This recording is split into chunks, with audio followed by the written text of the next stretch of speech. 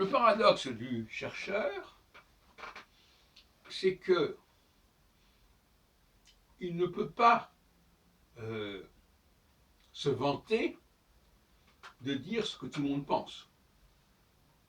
Il ne peut pas se vanter d'être en accord avec tout ce que le monde dit.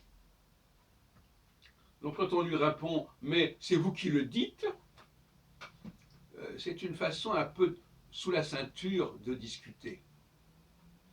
Un chercheur est toujours décalé par rapport à un collectif. Et donc le collectif a beau jeu de dire « mais vous êtes le seul à dire ça ». Le chercheur, il a un certain goût de la solitude, et même c'est une nécessité. Et une solitude qui peut souvent être longue, parce qu'il y a un travail de maturation que la plupart des gens ne sont pas capables de fournir, les choses comme elles sont. Et donc, paradoxalement, c'est ce même chercheur qui, à un moment donné, va être relayé par un certain groupe de gens, de lecteurs, je ne sais pas. C'est-à-dire qu'en fin de compte, c'est là qu'on retombe dans la question de la circulation des informations. Au départ, l'information majeure, c'est celle du chercheur qui apporte comme un cœur qui régénère le sang. Donc il va régénérer ce qui existe, il va le reformuler, le décanter, et il va le relancer dans le système, comme le fait le sang, comme le fait le cœur.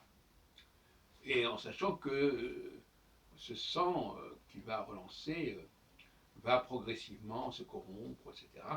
Et va passer de la couleur rouge à la couleur bleue. Et donc, ce que je voulais expliquer aujourd'hui, c'est justement cette circulation.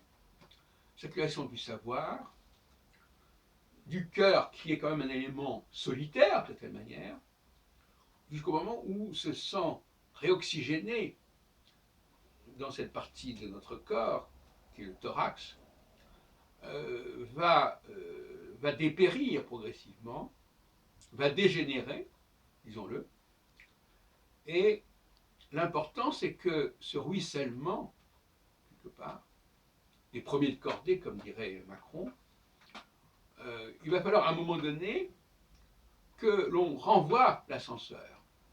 C'est-à-dire que ce sang dégénéré se remonte vers le cœur, remonte vers le théoricien, remonte vers le philosophe.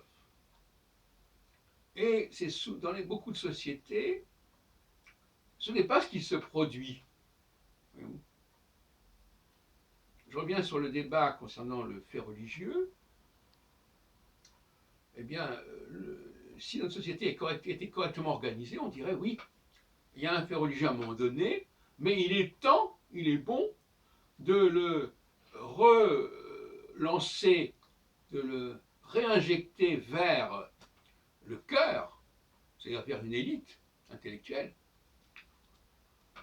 pour lui éviter d'être cristallisé, pour éviter d'être sclérosé, et pour éviter aussi une espèce de cloisonnement entre différents facteurs, parce que quand les choses se corrompent, elles se subdivisent, elles se cristallisent, elles se différencient, souvent de façon tout à fait excessive.